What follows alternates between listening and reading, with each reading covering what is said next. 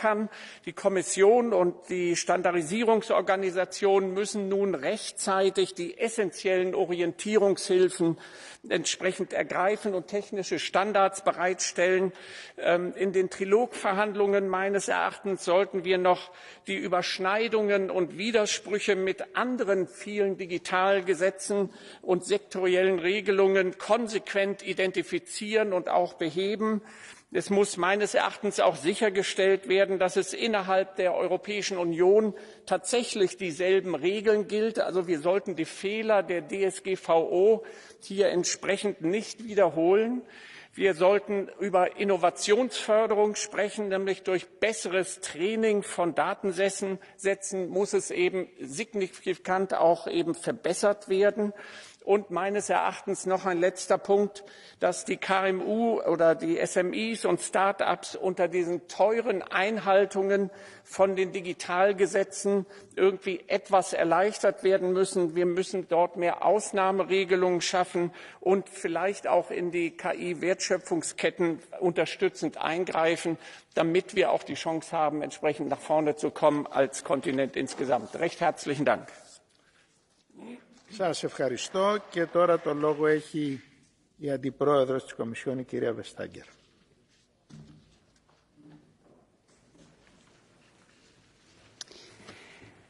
This is indeed big.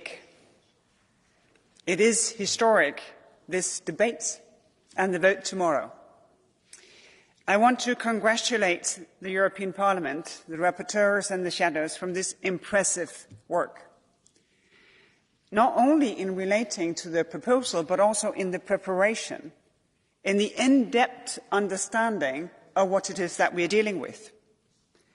And I think this is what has enabled you to strike a compromise on striking 3,300 amendments and developing a comprehensive legislative approach on general-purpose AI.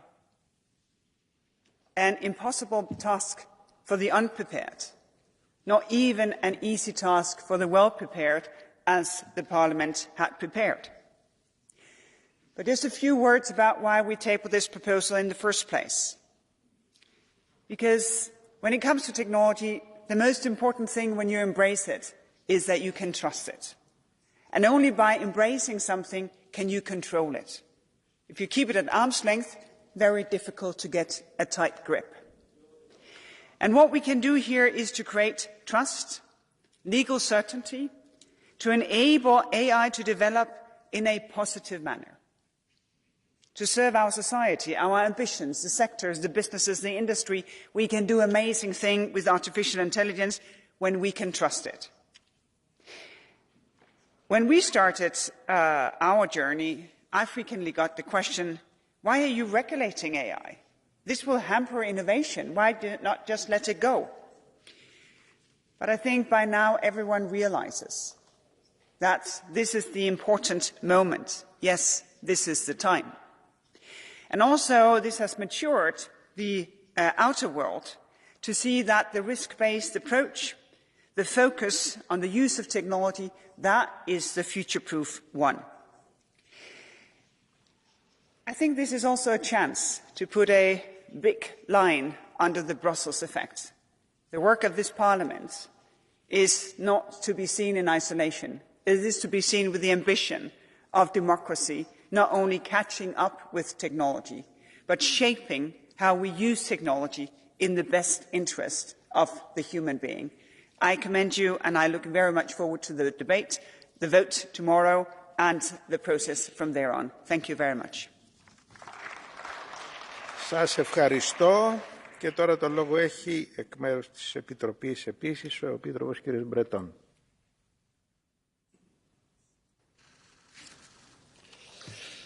Monsieur le Président, Mesdames et Messieurs les députés, avant toute chose, je voudrais à mon tour féliciter les rapporteurs et les shadow rapporteurs des différentes commissions, ainsi que tous les membres de ce Parlement pour l'immense travail qui a été accompli sur l'acte pour l'intelligence artificielle. Cette proposition de loi fait partie de nos efforts pour organiser notre espace informationnel au sein de notre marché intérieur et autour de 4 grands piliers que je vais rappeler brièvement ici. Tout d'abord, la régulation des plateformes numériques avec le DSA et le DMA, évidemment. Ensuite, la création d'un marché unique des données avec le DGA et le Data Act. Enfin, la sécurisation de l'espace numérique avec notre stratégie cyber autour de Nice, CRA et du Cyber Solidarity Act. Et puis, maintenant, l'acte sur l'intelligence artificielle. On l'a proposé en 2021, la Commission évidemment. Il faut le dire qu'on s'est attaqué tous ensemble à un sujet compliqué, à l'intersection évidemment de nombreux intérêts, de nombreux principes, l'innovation technologique évidemment que nous poussons, qui doit progresser, l'encadrement des applications, le respect évidemment de nos valeurs si importantes, et puis la sécurité. Mais je le crois profondément, nous sommes le continent au système démocratique le plus à même de pouvoir mener cette réglementation de manière équilibrée, transparente, responsable et proportionnée. Nous avons là sans doute aussi la possibilité d'établir progressivement une norme mondiale. Mais revenons à l'AI Act. Nous n'avons pas attendu ces appels pour agir au niveau de l'Union. L'Europe a fait preuve d'anticipation puisque depuis 2021, nous travaillons donc tous ensemble sur une réglementation AI. Et c'est ce travail qui nous permet d'être la première juridiction au monde à établir désormais, en discussion aujourd'hui, des règles claires, lisibles, anticipables et proportionnées aux risques que peuvent comporter certaines applications d'intelligence artificielle, en favorisant dans le même temps le progrès technologique et l'innovation. Il ne s'agit pas de faire une pause, comme on peut l'entendre ici ou là, mais au contraire bien d'agir en responsabilité politique pour établir un cadre clair, régulé et sécurisé. Et c'est ce que nous faisons tous ensemble au niveau européen. Alors, concernant le rapport du Parlement en discussion, je voudrais me féliciter et me réjouir de l'approche fondée sur les risques, proposée évidemment par la Commission et qui est celle préconisée par l'ensemble des rapporteurs. Je constate aussi que le texte du rapport introduit quelques éléments nouveaux, bienvenus, comme la classification à haut risque, la gouvernance et l'innovation. Quelques mots, si vous le permettez, sur l'intelligence artificielle à usage général et l'intelligence artificielle générative, un sujet qui est aujourd'hui au centre de nombreux débats internationaux. J'estime qu'une tâche importante pour nous dans les négociations sera de veiller à ce que la législation sur l'intelligence artificielle apporte des réponses concrètes aux défis de l'intelligence artificielle à usage général, en particulier aux systèmes d'intelligence artificielle génératifs tels que par exemple ChatGPT ou DALL-E. Je note que le Parlement européen, le Conseil et la Commission ont une compréhension commune sur la nécessité d'agir et sur la nécessité de transparence pour l'intelligence artificielle générative. Pour être clair, il s'agit de labelliser ce qui est créé par l'intelligence générative, images, vidéos, textes, en utilisant du watermarking. C'est un point central afin d'accroître la confiance des utilisateurs, mais aussi des consommateurs. Il y a aussi d'autres défis à relever, tels que les biais et la désinformation. Ce sont là des questions cruciales pour nos sociétés, et en particulier alors que nous entrons dans un cycle électoral important au niveau européen et dans de nombreux États membres. Ils sont couverts du reste par notre proposition. Et c'est pourquoi je considère que nous devons travailler ensemble et en parallèle de nos négociations sur l'acte IA, qui n'entrera en vigueur, comme on le sait, qu'en 2026, afin d'envoyer d'ores et déjà, et dès que celui-ci sera voté par votre Parlement après les trilogues, un message clair à tous les acteurs de l'intelligence artificielle dès maintenant. Et c'est le sens du pacte sur l'intelligence artificielle proposé il y a quelques semaines et dont l'objectif est de soutenir les entreprises dans la mise en œuvre à venir du règlement de l'intelligence artificielle, encore une fois dès que celui-ci sera adopté, afin que la transition se fasse aussi facilement, harmonieusement et rapidement que possible. Il ne s'agit pas de remettre en cause, évidemment, ni même d'anticiper les délibérations en cours, mais bien de préparer les entreprises aux grandes orientations de la législation dans les meilleurs délais dès l'adoption. Et nous nous engageons déjà avec les parties prenantes, et je tiens à dire que le retour est particulièrement encourageant. Enfin, et pour conclure, je voudrais redire clairement que nous n'accepterons bien entendu aucune interférence à ce stade de notre processus démocratique de l'Union sur des sujets aussi essentiels que l'intelligence artificielle de la part de quiconque, forums internationaux, pays tiers ou intérêts privés, bien entendu. En conclusion, je voudrais me réjouir que les colégislateurs avancent sur cette réglementation et j'espère bien entendu que demain le Parlement votera sa position, ce qui nous permettra de commencer les trilogues sans délai. Évidemment, vous pouvez compter sur la Commission, sur moi-même et sur tous nos services pour accompagner les colégislateurs jusqu'à un accord. Merci. Σας ευχαριστώ και τώρα δίνω τον λόγο στην κυρία Σολής Πέρεθ από την Επιτροπή. Muchas gracias. Gracias, vicepresidenta, comisario. Estamos ante una legislación histórica. Europa es pionera en tener una ley de inteligencia artificial, una tecnología que puede traer muchísimos beneficios, pero que también plantea claros riesgos en derechos fundamentales, en seguridad o en desinformación. Por eso celebro el enfoque que ha adoptado esta ley, porque creo que es vital distinguir entre tecnología y uso. No condenamos la inteligencia artificial en sí, sino las prácticas de riesgo. Tenemos muy claro lo que para Europa es inadmisible, los usos prohibidos por intrusivos y discriminatorios, y que las excepciones solo deben darse bajo autorización judicial. Queremos sistemas seguros, transparentes, sujetos a reglas, límites y rendición de cuentas para los usos de alto riesgo, como son las aplicaciones de salud, medio ambiente, transporte, educación o justicia. También tenemos claro que necesitamos una ley flexible, que incentive la innovación, que dé certidumbre a las empresas y que se pueda adaptar rápidamente al espectacular avance de la tecnología, como lo hemos visto en el desarrollo de la IA generativa con el ChatGPT, donde el tiempo apremia para que establezcamos ya requisitos de transparencia y de uso seguro. Hoy en Europa damos un paso importante. Esta ley ayudará a los ciudadanos a generar confianza en la tecnología y a posicionarnos a la vanguardia de la inteligencia artificial. Muchas gracias. Σας ευχαριστώ και τώρα το λόγο έχει η κυρία Κουτάγιαρα από την Επιτροπή Μεταφορών και Τουρισμού.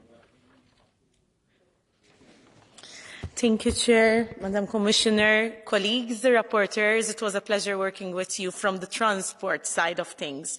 And today's vote places Europe at the forefront of becoming a global hub for cutting-edge innovation, channeling the potential of fair, accessible, transparent and trustworthy AI for our citizens. The Act strives to achieve an important balance, encouraging investment, digitalisation and technological progress, whilst regulating via a risk-based approach, respecting our European values and fundamental rights. Our strides in this field must continuously seek to improve our quality of life, relying on human-centric models, keeping people in the driver's seat, while also ensuring that AI serves as an enabler for inclusive mobility and transport. All this can only be achieved if we ensure that our workforce is sufficiently skilled and our SMEs are kept on board. Fostering ethical AI built on responsibility and clear liability will create a culture of trust for consumers and investors alike, incentivising the uptake of technologies that can improve the life of European citizens and the resilience of critical infrastructure, whether it is in the health and transport fields. Thank you. Σας ευχαριστώ. Προχωρούμε στον κύκλο των ομιλητών εκ μέρους των πολιτικών ομάδων. Για την ομάδα του Ευρωπαϊκού Λαϊκού Κόμματος το λόγο έχει η κυρία Κλούν. Thank you, President, Commissioner and colleagues. This is a groundbreaking piece of legislation. It is among the first global attempts to regulate AI. And AI has the capacity to solve the most pressing issues, including climate change or serious illness, and we want to lay the foundations for doing this here in the European Union. This law could become the de facto global approach to regulating AI, and especially new types of AI like foundation models. We cannot do this entirely on our own, but we should be leaders in ensuring that this technology is developed and used in a responsible, ethical manner, while also supporting innovation and economic growth. It's a clear signal of our openness and our willingness to engage with our international partners on AI that we have aligned the definition with that of the OECD. The AI Act takes a risk-based approach, and if an AI system is high risk, it must meet fairness, transparency and safety requirements. Systems that present an unacceptable risk will be prohibited. And underpinning all of this is an ambitious regime to support innovation in Europe. Our proposals on Sandbox will help ensure that they are developed in a safe, responsible manner in areas that offer the most value and ingenuity in the EU. We are among the first to tackle the fast-moving and evolving technology with a concrete legislative proposal on how to address those powerful foundation models to build trust and provide transparency and oversight of these systems. The absolute minimum that we need to offer here is transparency. It must be clear that this content has not been made by a human. And we also go one step further and ask developers of these large models to be more transparent and share their information with providers and how these systems were trained and how they were developed. This should address and also the environmental sustainability of these systems. So this legislation will contribute to building public trust and certainty with AI by establishing regulatory oversight body and ensuring that we have openness and transparency. Σας ευχαριστώ. Το λόγο για την ομάδα των Σοσιαλιστών και Δημοκρατών έχει τώρα ο κύριος Βιτάνοφ. Thank you, President. Madam Commissioner, all the colleagues spoke about the benefits. I'm not going to repeat it. I also believe that we are on the verge of adopting legislation that will find this team balance between the protection of fundamental rights, protecting the rule of law, and promoting innovations. At the same time, I have to raise some concerns because some colleagues from EPP, they already tabled some amendments concerning biometric identity that are almost watering down all that we agreed in the IMCO-LIBE committee meeting and negotiating to a point which make all those bans meaningless.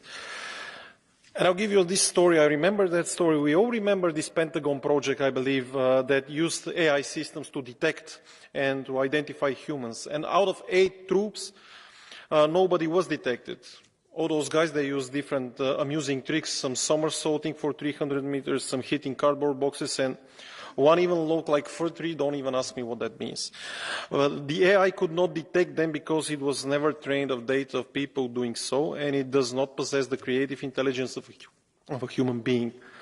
Colleagues from EPP will try to make the case how these systems could be used to catch criminals. But one thing is very clear to me.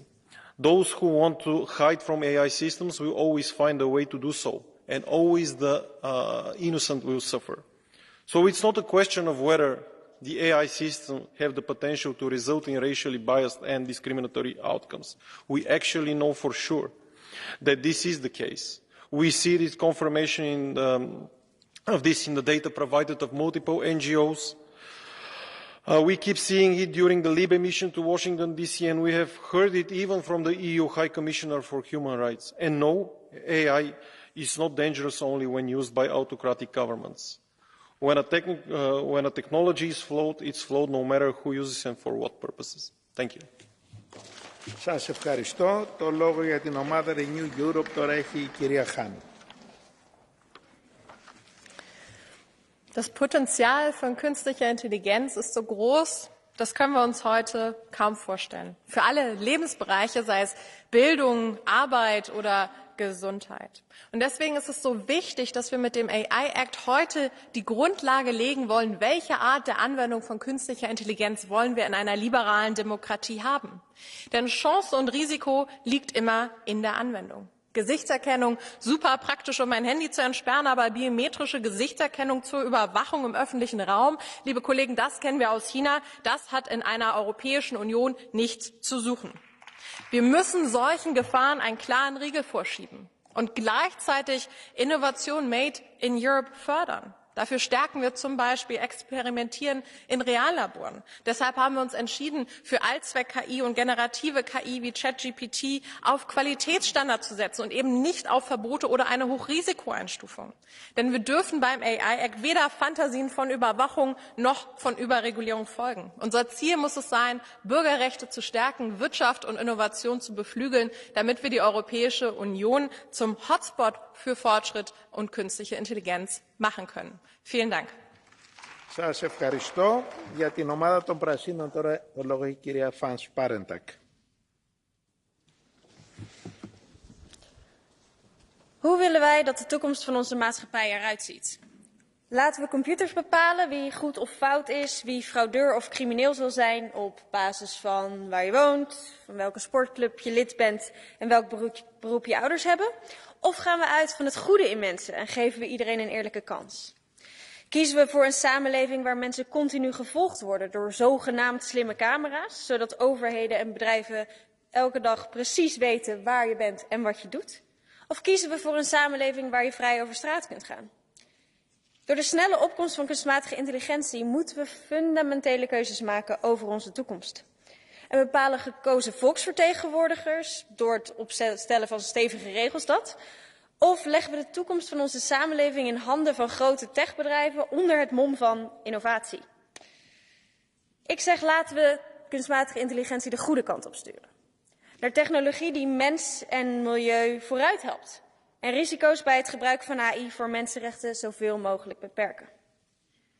Na 1,5 jaar en honderden uren aan de onderhandelingstafel ben ik ook echt trots dat het Europees Parlement nu keuzes maakt. En morgen stemt over een sterk recht op informatie en uitleg, zodat mensen bij de inzet van AI nooit met lege handen tegenover een computer staan en weten wanneer een algoritme wordt ingezet. Een verplichte mensenrechtentoets voordat we risicovolle AI inzetten. Strenge verplichtingen over hoe je je systemen ontwerpt en traint en hoe je met data omgaat. Want wat je in een AI-systeem stopt, dat komt er ook uit. En dat geldt ook voor discriminerende data en desinformatie.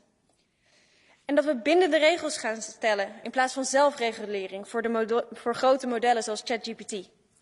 En voor het eerst wereldwijd gaan we rapporteren over de milieu-impact. En de milieustandaarden voor systemen als ChatGPT, die willen we verplicht stellen. En we willen het verbieden van onethische technologieën als emotieherkenning, gender- of seksualiteitsherkenning en real-time gezichtsherkenning in de publieke ruimte. Europa moet tussen de surveillance van China en techkapitalisme van Amerika haar eigen weg kiezen. En door zijn eigen voorwaarden te stellen voor nieuwe technologieën zorgen we ervoor dat deze technologieën in Europa betrouwbaar, ethisch, veilig en milieuvriendelijk zijn. Alleen zo beschermen we onze democratie en zorgen we ervoor dat technologie gebruikt wordt in dienst van mensen en milieu, in plaats van andersom. Dank u wel. Σας ευχαριστώ. Το λόγο τώρα έχει για την ομάδα ECR ο κύριος Zlotowski.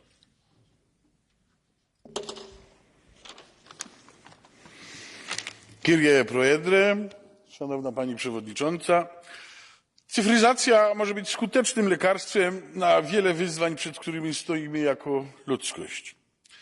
Sztuczna inteligencja otwiera przed nami nowe możliwości w wielu obszarach życia i sektorach gospodarki, ale tak jak każdy lek niesie ze sobą także skutki uboczne.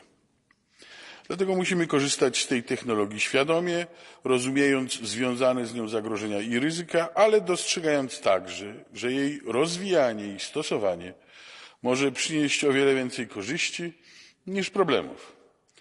Żeby to osiągnąć, potrzebujemy nie tylko unijnych regulacji, ale także solidnego, globalnego partnerstwa na rzecz tworzenia godnej zaufania sztucznej inteligencji, która będzie bezpieczna i etyczna. Dla grupy EKR najważniejsze w pracach nad tym rozporządzeniem było zapewnienie równowagi między nowymi obowiązkami administracyjnymi dla przedsiębiorstw, zwłaszcza europejskich małych i średnich firm technologicznych, a odpowiednim poziomem ochrony konsumentów i obywateli. Dziękuję sprawozdawcom za ich wysiłek włożony w znalezienie tego delikatnego kompromisu oraz moim współpracownikom i ekspertom, którzy wspierali mnie w trakcie negocjacji. Sztuczna inteligencja już z nami jest. Dlatego potrzebujemy tych przepisów jak najszybciej, żeby ją kontrolować i rozumieć. Mam nadzieję, że jutro wykonamy kolejny krok w tym kierunku. Dziękuję bardzo.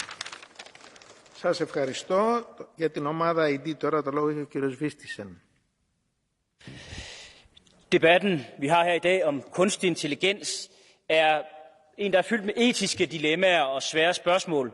For på den ene side er der ingen tvivl om, at teknologien har en utrolig stor evne til potentielt at kunne forbedre menneskers levevilkår, kunne effektivisere store dele af den aktivitet, der foregår, både inden for privatsfæren, men også inden for forretningsverdenen. Men på den anden side, så er der også nogle potentielle faldgrupper, som kan være dybt problematiske. Særligt forholdet omkring mindreåriges beskyttelse Bekymringen for de såkaldte deepfakes synes jeg er helt reel og noget, der kræver en fornuftsbaseret regulering. Og derfor er vi også villige til at se på den regulering, der bliver fremført med positivt sind, for at se, om man ikke på europæisk plan kan finde en fornuftig retning i forhold til reguleringen af den kunstige intelligens. Et af de bekymringspunkter, vi dog har, er, når vi ser historisk set på vores regulering af tech-giganter, så har der været for lidt beskyttelse af ytringsfriheden. Der har været en tendens til at gå meget hårdt til tech-giganterne, og det har medført ofte en censur og en selvcensur fra tech-giganternes side, som har været en skævvridning af demokratiet og fundamentale rettigheder for brugerne af de platforme, der er tale om. Og derfor har vi en stor og reel bekymring for, når vi indgår regulering på tech-giganter omkring det teknologiske område, at vi også sørger for at varetage beskyttelsen af de fundamentale rettigheder, herunder ytringsfriheden i vores regulering, så den står hævet over den forretningsmæssige regulering, der selvfølgelig skal være af det her nye område. Σας ευχαριστώ. Και τώρα για την ομάδα της αριστεράς το λόγο έχει η κυρία Konečná. Děkuji, pane předsedající, vážená paní komisařko, vážení kolegové, kolegyně.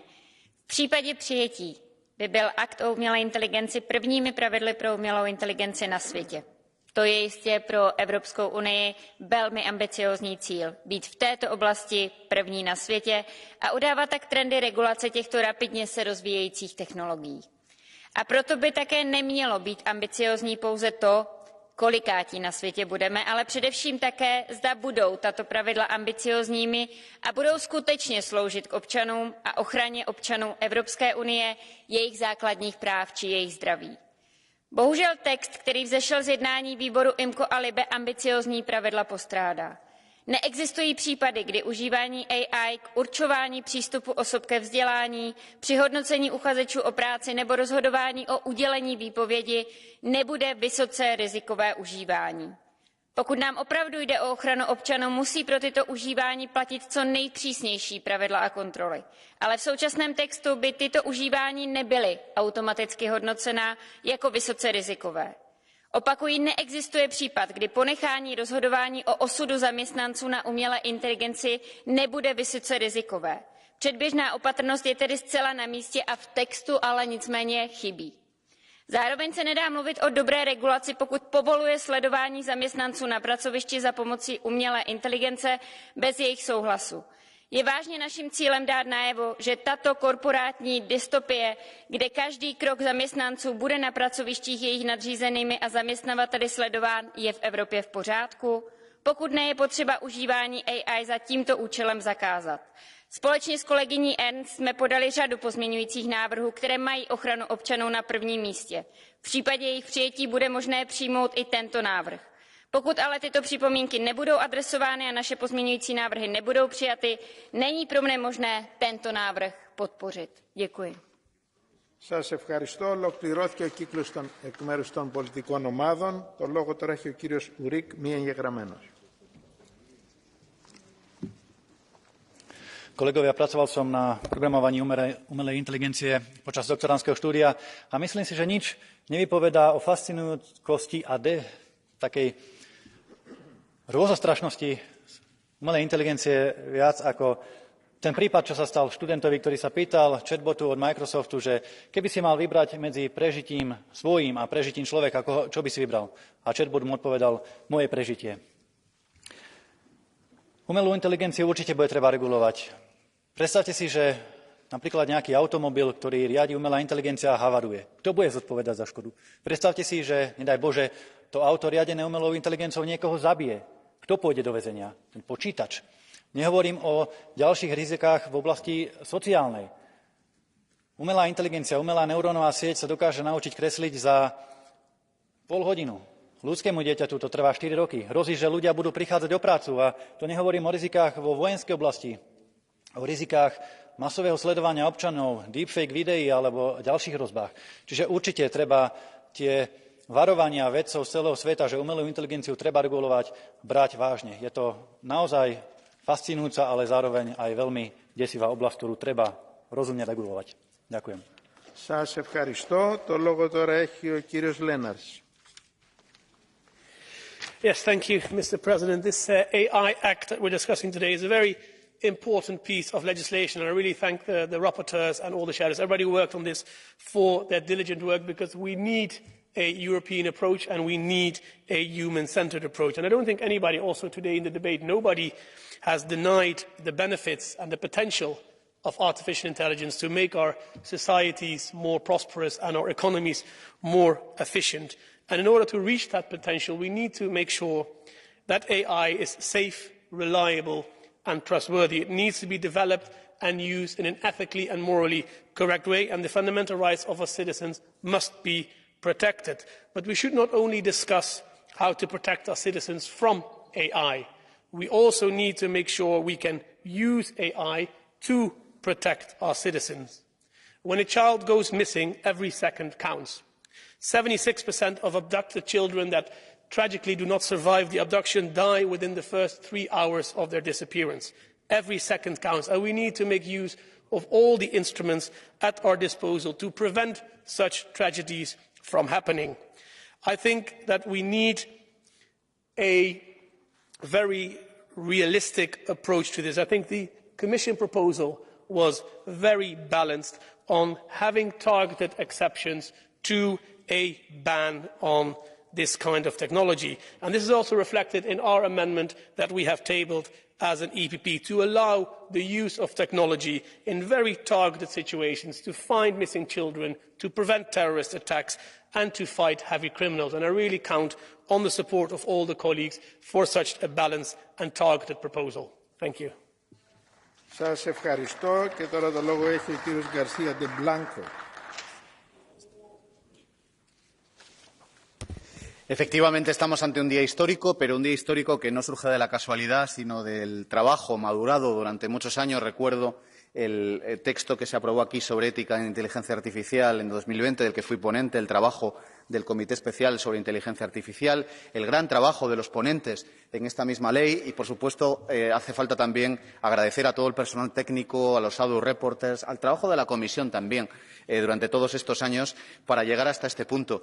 Y toca también lanzar un mensaje de confianza y de tranquilidad a la ciudadanía. La Unión Europea ha hecho los deberes, ha hecho su trabajo, ha cumplido con una legislación técnicamente solvente que aborda todos los problemas que se pueden generar en el uso de la inteligencia artificial, pero que al mismo tiempo es optimista desde el punto de vista humanístico, que pone al ser humano en el centro y que trata también de que haya una distribución equitativa de los beneficios que puede generar y generará con seguridad la inteligencia artificial. Y, en segundo lugar, la Unión Europea toma su propio camino, se hace autónoma, se hace madura y también marca el camino para el resto del mundo. Tratamos de ser una brújula en la que puedan mirarse el resto de los países. Esta es la mejor Europa y es la Europa también que queremos lanzar hacia el exterior. La Europa que protege los derechos y que al mismo tiempo también cuida de la inversión y de la investigación y del salto tecnológico hacia adelante. Gracias. Thank you very much. You have a blue card. Don't leave, please. Ivan? Sir. Ivan, you have a blue card. You have a blue card from Mrs. Sparentak. I understand. Do you accept it? Absolutely, of course. I actually had a blue card for the previous speaker. I don't know why it still popped up. But Okay. I was so thank you for your speech. You have already spoken. I mostly Okay. agree with it. Let's go on. Και τώρα το λόγο έχει η κυρία Melchior.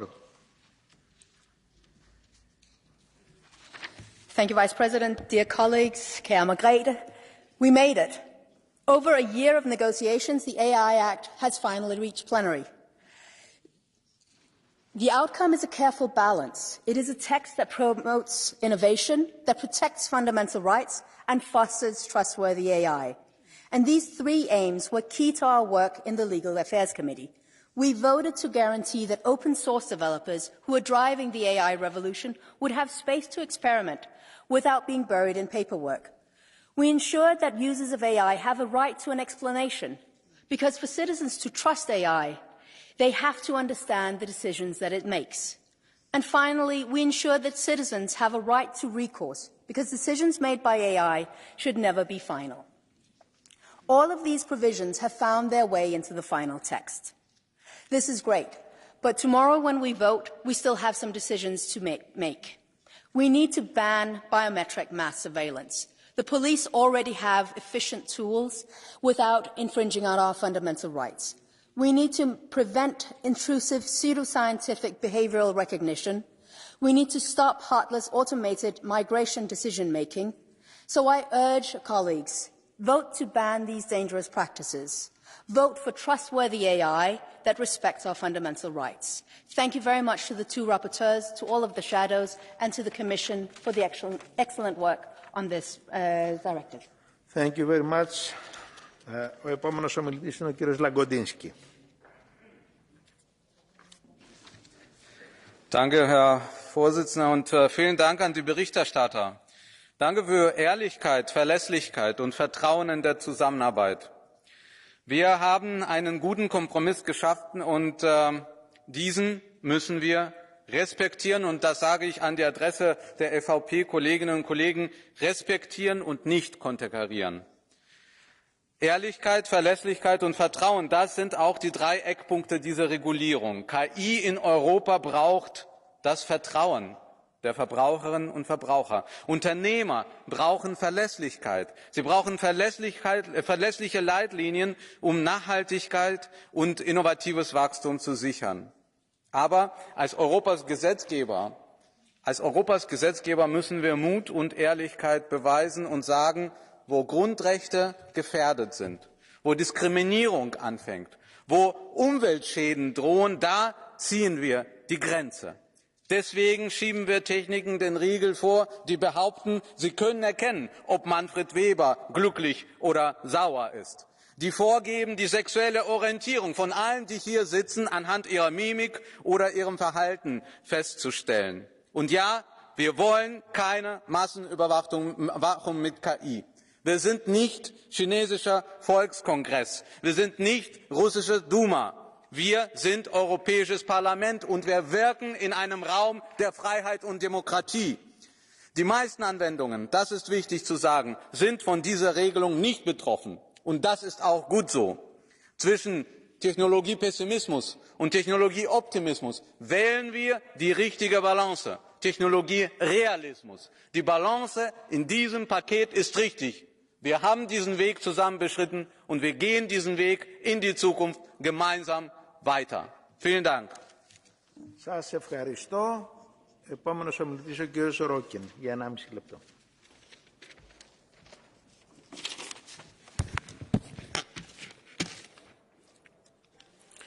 Dank u wel, voorzitter. Er komt een vloedgolf op Europa af. Kunstmatige intelligentie kan en zal waarschijnlijk ook de grootste revolutie van deze eeuw zijn. Onze manier van leven zal volledig gaan veranderen. Voor mij staat voorop, en dat zijn we eigenlijk allemaal eens hier, dat we een vrije samenleving moeten blijven, waarvan de grondrechten van mensen ook veilig zijn. Ik kijk altijd heel kritisch naar wetgeving vanuit de Europese Unie. Meestal ben ik erop tegen. Maar dit wetsvoorstel steun ik. Het beschermt onze rechten en als we niet willen dat die vloedgolf onze vrije samenleving wegspoelt, moeten we ook in actie komen. Ik ben tegen biometrische systemen voor identificatie in de openbare ruimte. Real-time, maar ook achteraf. De Europese Commissie en de Raad willen die laatste mogelijkheid wel hebben, bij uitzondering, zeggen ze dan. Maar uitzonderingen openen altijd deuren. En daar ben ik tegen. Eerst gaat het over terroristen of over kinderen die zoek zijn, zware criminaliteit en dan ook over andere verdachten. En voordat je het weet zijn we stapje voor stapje allemaal onder surveillance van een AI-systeem. Ik roep u allen op om daar niet mee akkoord te gaan. Die vloedgolf, die komt op Europa af. En we kunnen de richting van het water niet keren, maar we kunnen wel een dijk bouwen om onze mensen te beschermen. Laten we dat doen. Dank u wel. Grazie. Facoltà ora di parlare l'onorevole Olivier. Prego. Merci Madame la Présidente. La révolution numérique et même la révolution cognitive est en route et nous soutenons la volonté de l'UE d'y apporter des régulations nécessaires. Pour autant, cette réponse normative n'est pas suffisante. Les spécialistes prévoient que la machine dépassera l'intelligence humaine en 2029 et qu'en 2045, elle sera 1 milliard de fois plus intelligente que tous les cerveaux humains. L'UE a raté tous les tournants technologiques des 30 dernières années. Le téléphone, l'IA, les nanotechnologies, l'espace, la cyberdéfense. Rien que le retard en matière numérique et d'IA scelle peut-être le déclassement de notre continent. Déclassement technologique et donc industriel, déclassement scientifique et donc économique, déclassement militaire et donc politique. Notre retard fait de nous des pays du tiers-monde numérique. Nous exportons nos matières premières, notre matière grise, et nous importons des produits numériques et des services à haute valeur ajoutée. Chaque jour qui passe rend le retard plus difficilement rattrapable. Cette défaillance signifie notre incapacité à maîtriser nos systèmes militaires, les objets connectés, nos centrales nucléaires, le trafic aérien, les voitures autonomes. L'UE doit se ressaisir. Mais en est-elle capable quand elle a adhéré à l'idéologie décroissantiste véhiculée par des Verts qui rêvent d'extinction?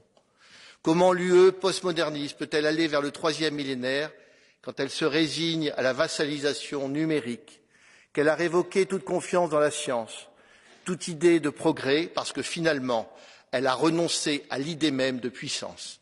Je vous remercie. Grazie. Ha facoltà ora di parlare l'onorevole Ernest. Prego. Intelligenz in Kombination mit Digitalisierung hat die Geschichte der Menschheit revolutioniert. Vergleichbar mit dem Zeitalter der Industrialisierung. KI kann die Welt besser machen oder die Gräben vertiefen zwischen Kontinenten und Menschen. KI hat keine Moral, die haben wir Menschen im Guten wie im Schlechten. Und weil das so ist, haben wir kein Recht auf Naivität, wenn es um KI geht. Fluch und Segen liegen nah beieinander. Um KI zum Segen für Mensch und Umwelt zu entwickeln, braucht es zwingend klare, strikte Regulierungen, Vorsorgeprinzipien. Sonst wird KI zum Spielball der Mächtigen. Denn schon jetzt werden KI-Systeme eingesetzt, um im öffentlichen Raum zu überwachen, zu identifizieren, unsere Kriminalitätswahrscheinlichkeit vorauszusagen. Mittels KI kommt es dann zu Schlussfolgerungen, die unser Leben beeinträchtigen. Zugang zu Sozialhilfe, Bildung, Beschäftigung, all das ist möglich. Und ohne mutige Regulierung, und darum geht es, mutige Regulierung, werden KI-Systeme die bestehenden gesellschaftlichen Schäden durch Massenüberwachung, die es jetzt schon gibt, und strukturelle Diskriminierung eher verschärfen. Deshalb brauchen wir auch Verbote, und zwar klare Verbote. Zum Beispiel ein vollständiges Verbot jeglicher Gesichtserkennungstechnologien. Nicht nur in Echtzeit, sondern auch im Nachhinein. Und noch was, wir werden keiner Regulierung zustimmen, die dazu beiträgt, Menschenrechtsverletzungen an den EU-Außengrenzen zu perfektionieren. Vielen Dank. Facoltà ora di intervenire l'onorevole Tot. Prego.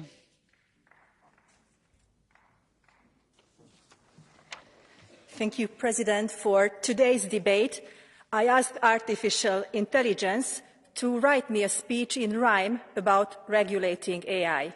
This is the result.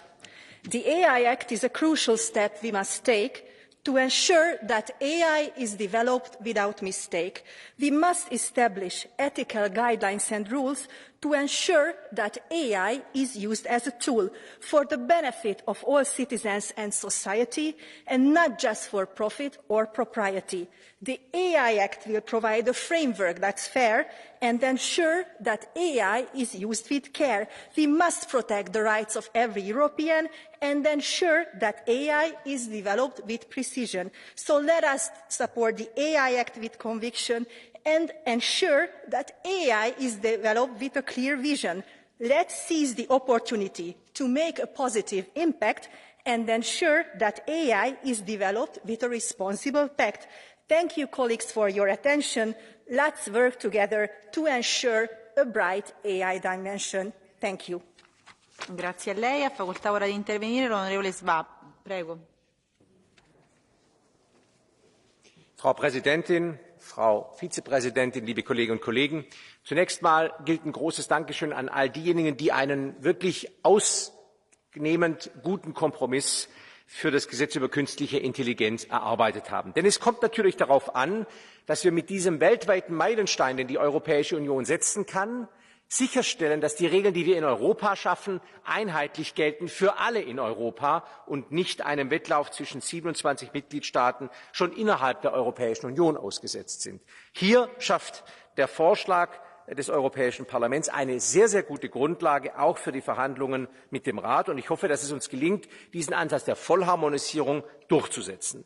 Zum Zweiten, liebe Kolleginnen und Kollegen, war mir immer besonders wichtig, dass wir versuchen, eine Doppelregulierung in innovativen Industrien wie beispielsweise der Medizintechnik zu vermeiden. Natürlich wird in der Medizintechnik viel künstliche Intelligenz eingesetzt, aber die dortigen Anwendungen sind bereits durch die jeweiligen Fachregulierungen ausschließlich und abschließend geklärt. Hier muss Doppelregulierung vermieden werden, und auch das ist gelungen. Und zum Dritten verstehe ich natürlich das Anliegen von vielen Kollegen, die Ausgangssituation für die Verhandlungen mit dem Rat schon jetzt in eine bestimmte Richtung zu drängen. Die EVP-Fraktion hat immer gesagt, dass es bestimmte politische Überlegungen gibt, die viele unserer Mitglieder für wichtig finden. Länder, in denen Terrorismus eine große Rolle gespielt hat, haben einfach eine bestimmte nationale Identität, die es hier zu respektieren gilt. Deswegen ist es gut, dass es entsprechende Möglichkeiten zur Abstimmung gibt. Herzlichen Dank.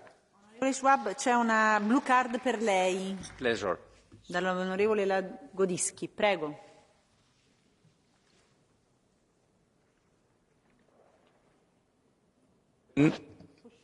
Ja, Herr Kollege, eine Frage. Finden Sie es in Ordnung, Ihrem eigenen Berichterstatter in den Rücken zu fallen, beiden Berichterstatterinnen?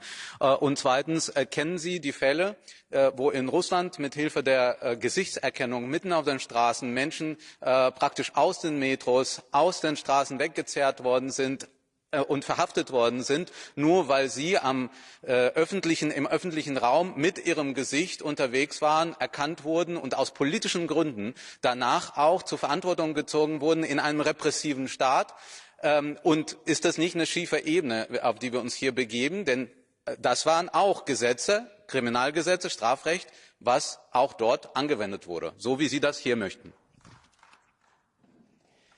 Vielen Dank, Herr Kollege Lagordinski. Das ist ein sehr, sehr wichtiger Punkt. Die EVP-Fraktion steht ganz eindeutig dazu, dass die unmittelbare Totalüberwachung durch künstliche Intelligenz verboten bleiben muss, genauso wie es im Gesetzgebungsverfahren vorgeschlagen ist. Es gibt für uns nur 2 Ausnahmetatbestände, für die wir eine getrennte Abstimmung beantragt haben. Das war auch schon bei der Ausschussabstimmung so. Und deswegen wollen wir auch niemand in den Rücken fallen. Es war von Anfang an klar, dass es eine Vielzahl an Kollegen übrigens weit über die EVP-Fraktion hinaus gibt, die bei diesen 2 Fragen, bei vermissten Kindern und bei Terrorismus, einfach eine Lösung suchen, die die Schnelligkeit des Eingreifens von AI schneller wünschen, als der Gesetzgebungsvorschlag das vorsieht. Und ich glaube, dass es deswegen gut ist, dass wir darüber diskutieren. Und deswegen ist es gut, dass wir uns darüber auch austauschen. Und ich glaube, es ist auch gut, dass wir darüber morgen abstimmen. Und dann werden wir sehen, wie die Mehrheiten im Europäischen Parlament sind. Aber eins ist klar, wir wollen nicht werden wie Russland und wir wollen nicht werden wie China. Herzlichen Dank.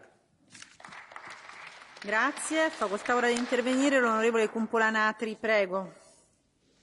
Thank you, Chair, Commissioner and rapporteurs, colleagues.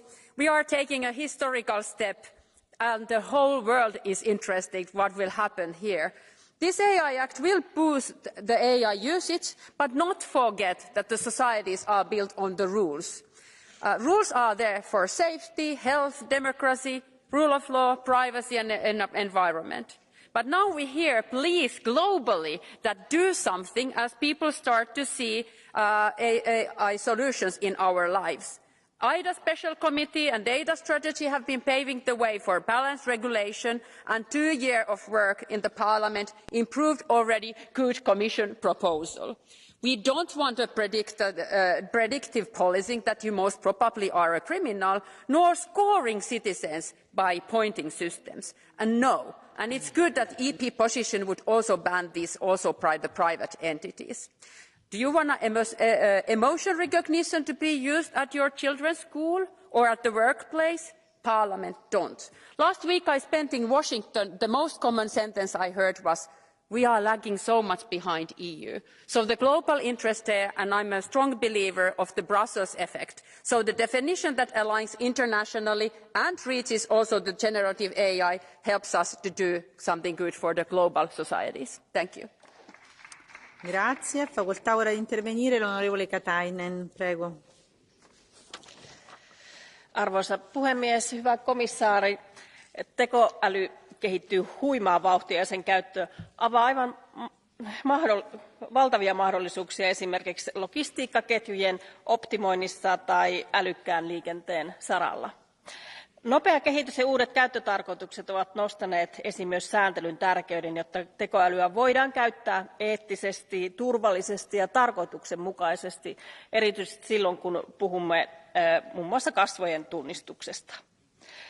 Olen erittäin tyytyväinen siitä, että parlamentin kanta luo selkeät säännöt tekoälylle ja tukee vahvasti innovaatioita ja tutkimusta, varsinkin pienten ja keskisuurten yritysten helppopääsy mukaan erilaisiin testausympäristöihin on ehdottoman tärkeää innovaatioiden ja tuotekehityksen osalta. Olen myös tyytyväinen, että kanta huomioi alueellisten ja paikallisten viranomaisten merkityksen. Tekoäly tuo paljon mahdollisuuksia alueellisen elinvoiman vahvistamiseen ja siksi näiden toimijoiden tulee olla kiinteästi mukana myös tässä prosessissa. Tämä on historiallinen lainsäädäntöaloite, jonka myötä EU tulee toimimaan globaalina suunnannäyttäjänä tekoälyn sääntelyssä. Kiitoksia. Grazie. Ha facoltà ora di intervenire l'onorevole Breyer. Prego. Frau Präsidentin, Frau Kommissarin, verehrte Kolleginnen und Kollegen! Regierungen in Frankreich und anderswo träumen, dass Maschinen die Welt von allem Bösen befreien könnten, wenn sie uns nur zuflüstern könnten, wer wann mit wem wohin geht oder wer sich ungewöhnlich verhält. In der Realität wurde mit biometrischer Massenüberwachung noch kein einziger Terrorist gefunden, kein einziger Anschlag verhindert, stattdessen unzählige Festnahmen Unschuldiger, bis zu 99% Falschverdächtigungen. Ihre vermeintlichen Ausnahmen sind Augenwischerei. Ständig sind doch Tausende durch Richterbeschluss gesucht. Sie öffnen die Büchse der Pandora und führen uns in eine dystopische Zukunft eines misstrauischen Hightech-Überwachungsstaates nach chinesischem Vorbild. Sie geben autoritären Regierungen der Gegenwart und der Zukunft eine nie dagewesene Unterdrückungswaffe in die Hand. Und unter ständiger Überwachung sind wir nicht mehr frei. Automatisierte Verhaltensüberwachung zerstört Freiheit, Vielfalt, Protest. Wir wollen nicht in einer totalen angepassten Konsumgesellschaft von Duckmäusern leben, die bloß nicht auffallen wollen. Lassen Sie uns Europa eine Zukunft frei von biometrischer Massenüberwachung sichern und unseren Kindern eine Zukunft in Freiheit und in Vielfalt. Grazie. Ha facoltà ora di intervenire l'onorevole Bielan. Vi prego di rispettare i tempi perché siamo già in ritardo. Madam President, dear Commissioner, artificial intelligence is transforming our world at an unprecedented pace. As it is increasingly becoming central to our daily lives, our economy and our democracy, it is clear that this technology holds immense potential but also carries substantial risks. Our first horizontal legislation on AI introduces, among others, robust safeguards against high-risk AI systems and manipulative practices. My group has been vocal on ensuring a comprehensive framework in line with other existing EU laws such as GDPR and DSA, as well as on the regulatory sandboxes supporting SMEs and startups in innovation testing within every member state. I welcome the fact that these two major improvements are part of the final compromise, thus showing that we are also committed to fostering innovation. I believe that AI Act in its current form represents our strong commitment to protect the public interest while encouraging AI progress. Thank you. Grazie. Ha facoltà ora di intervenire l'onorevole Panza. Prego.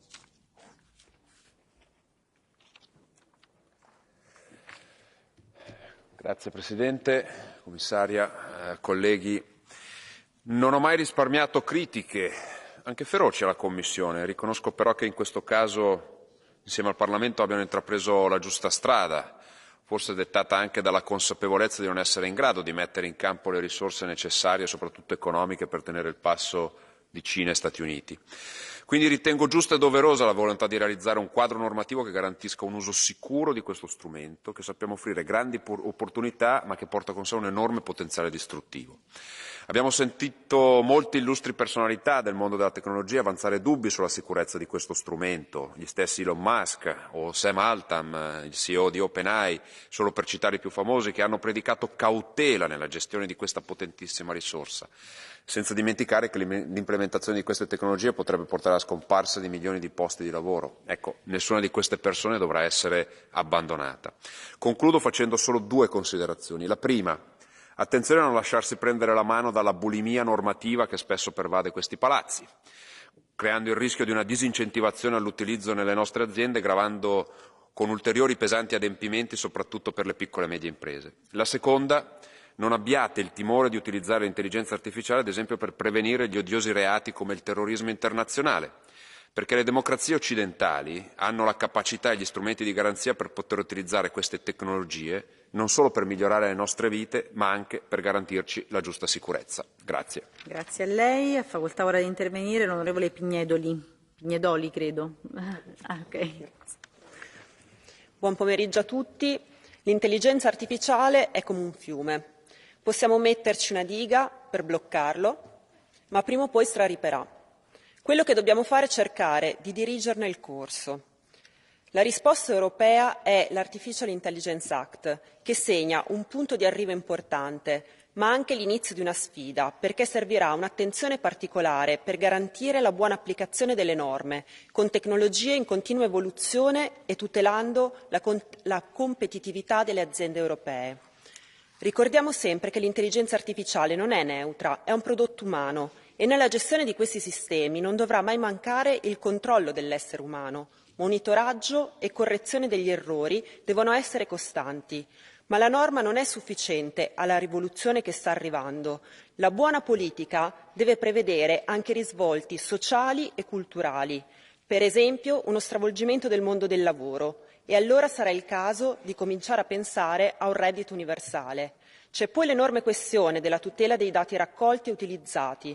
Bisognerà intervenire in cyber security per non costruire un castello di carte. Grazie. Grazie a lei. Ora ha facoltà di intervenire l'onorevole Zarzalejos. Gracias, señora presidenta, señora comisaria.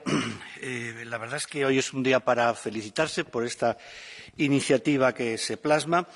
Tenemos que ser realistas, no va a haber pausas, no va a haber moratorias en el desarrollo de la inteligencia artificial y estamos, por tanto, ante el fenómeno de transformación más importante de nuestra civilización en siglos. Por eso creo que también es importante que asumamos una visión constructiva, una visión optimista, que no solamente subraye los riesgos, sino que también amplíe las oportunidades. No estamos ante la irreversible e inevitable distopía, sino que estamos ante una nueva era de oportunidades en la que nosotros podemos liderar desde la Unión Europea en la regulación. Una regulación de este tipo tiene que ofrecer seguridad, tiene que facilitar innovación y tiene que generar confianza. Y nosotros creemos que efectivamente esta norma cumple con estos 3 objetivos. Y además, sí que lamento que cada vez que se han planteado legítimas preocupaciones de seguridad se recurra al argumento de China como argumento final para silenciar este debate. Nadie ha planteado China, nadie ha planteado Rusia. Estamos hablando del Estado de Derecho europeo, de legítimas preocupaciones de seguridad de sus ciudadanos, para específicas excepciones en alguna utilización de las tecnologías disponibles. Muchas gracias. Grazie, vi chiedo di rispettare i tempi, per favore. L'onorevole Botos, prego, ne ha facoltà. Mulțumesc, doamna președinte de ședință, doamna vicepreședinte executiv Vestager, stimați colegi. Inteligența artificială este un instrument care poate aduce beneficii în multe sectoare de activitate. Tocmai de aceea este important să încurajăm dezvoltarea acesteia și să ne asigurăm că este folosită pentru bunăstarea oamenilor, la fel ca în cazul oricăror unelte. Este nevoie să reglementăm domeniile în care există riscuri majore în ce privește respectarea drepturilor omului, a siguranței, dar trebuie să păstrăm un echilibru între reglementare și dezvoltare. pentru că Uniunea Europeană nu este singura care dezvoltă inteligența artificială, iar în acest moment Europa este deja în urma altor state în ce privește progresele din domeniu. Nu putem impune condiții drastice și limitări inutile acolo unde nu este cazul. Un alt aspect important pentru ca de beneficiile pe care le poate aduce inteligența artificială să se poată bucura toți cetățenii noștri este să ne asigurăm că educația se adaptează la noile realități, la nivelul întregii Uniuni Europene, în toate statele noastre membre și că nimeni nu este lăsat în urmă. Vă mulțumesc! Grazie. A facoltà ora di intervenire l'onorevole Ghese, prego. Frau Präsidentin, Frau Kommissarin, verehrte Kolleginnen und Kollegen! Die Hälfte aller KI-ForscherInnen sagte auf eine entsprechende Umfrage 2022, es gäbe eine 10-prozentige Wahrscheinlichkeit, KI könne zum Aussterben der Menschheit führen. Wer von Ihnen würde bei einer solchen Wahrscheinlichkeit eines Absturzes noch in ein Flugzeug steigen? Wenige wahrscheinlich. Und genau deswegen gibt es Regeln zur Flugsicherheit, damit wir diese Technologie sicher nutzen können. Und genau das machen wir auch für künstliche Intelligenz. Und dabei sind nicht nur einzelne Hochrisikoanwendungen wichtig, sondern auch gerade die Verfahren, die sicherstellen, dass wir große generative Modelle wie zum Beispiel ChatGPT sicher nutzen können und sicher auch für unsere Demokratie. Denn was zum Beispiel droht, sind in großem Stile generierte Desinformation, die gemeinsam mit Deepfakes unsere Informationslandschaft fluten könnte. In kurzer Zeit kann man große Mengen von irreführenden Inhalten erstellen, die in sozialen Netzwerken wiederum durch die Algorithmen schneller verbreitet werden als journalistische Qualitätsinformationen. Und dieses Risiko müssen wir auch angehen können, denn ohne Fakten keine Demokratie. Diese Demokratie wollen wir schützen, und dafür tun wir einen wichtigen ersten Schritt mit der neuen europäischen KI-Gesetzgebung. Grazie. Facoltà ora di intervenire l'onorevole Fidanza, prego. Grazie Presidente, signora Commissario. Qualcuno dice che forse l'Unione Europea si è spinta troppo in là e troppo presto rispetto alle evoluzioni delle intelligenze artificiali che ancora conosceremo nei prossimi mesi e anni. Forse sì, ma oggi, oltre a discutere il dettaglio normativo, è importante affermare un principio. Qualsiasi evoluzione tecnologica, tanto più questa che può anche avere impatti disumanizzanti, deve essere messa al servizio dell'uomo. Ecco perché è importante dotarci di uno strumento normativo che definisca che non tutte le infrastrutture hanno la stessa pericolosità e che diritti fondamentali, quali la proprietà intellettuale, la privacy, la tutela dei consumatori o valori come la democrazia, la libertà di espressione, la dignità umana, la sicurezza, non possono essere minati. È fondamentale anche contemperare le esigenze dell'innovazione e della competitività del nostro sistema produttivo con l'occupazione e la tenuta sociale, ma è anche fondamentale tenere aperta la finestra per governare i futuri avanzamenti ed evitare di trovarci a breve nella condizione paradossale di dover inseguire gli altri giganti globali che nel frattempo saranno andati avanti più in fretta di noi. Grazie. Facoltà ora di intervenire l'onorevole Donato, prego. Grazie Presidente, Commissaria, colleghi. Questo regolamento sull'intelligenza artificiale è il primo a livello globale che regolamenta la materia e pone delle condizioni precise per l'utilizzo di questi dispositivi. L'approccio basato sul rischio lascia alcuni spazi scoperti, tuttavia molti miglioramenti rispetto alla proposta iniziale della Commissione sono stati introdotti dai relatori nei compromessi. L'importante naturalmente è che le pratiche vietate e le regole inserite vengano rese effettive da adeguate sanzioni in caso di violazioni. Rimane il dubbio rispetto ai rischi del possibile sviluppo fuori controllo dell'intelligenza artificiale, come segnalato con la richiesta di una moratoria da oltre 1000 esperti e imprenditori del settore, incluso Elon Musk. Auspico quindi che anche negli altri paesi più sviluppati si introduca al più presto una regolamentazione efficace e stringente che consenta di minimizzare i rischi per la sicurezza e i diritti umani connessi allo sviluppo vertiginoso e all'utilizzo diffuso di queste nuove tecnologie. Grazie. Grazie a lei. Ha facoltà di intervenire l'onorevole Cocalari, prego.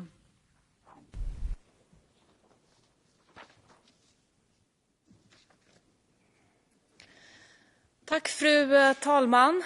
Att få ner klimatutsläppen och bekämpa cancer är bara några exempel på hur utvecklingen inom AI revolutionerar världen just nu.